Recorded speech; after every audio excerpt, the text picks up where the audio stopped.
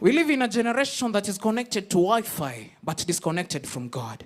A generation with unlimited data, but limited prayers. A generation that knows every trending song, but struggles to remember a Bible verse. Young people, allow me to speak to you for a moment. Many people think your greatest challenge is peer pressure.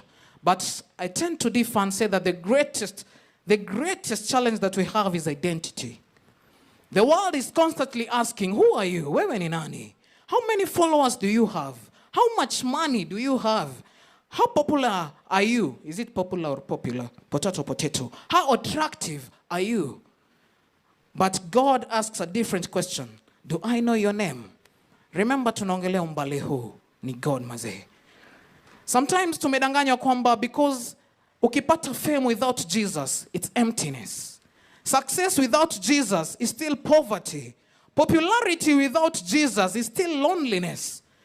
The devil has convinced many young people to build an online profile while neglecting their spiritual life.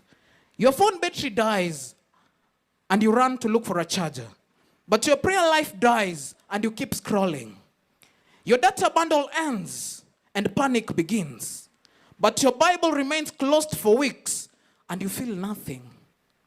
Something is wrong. Something is wrong.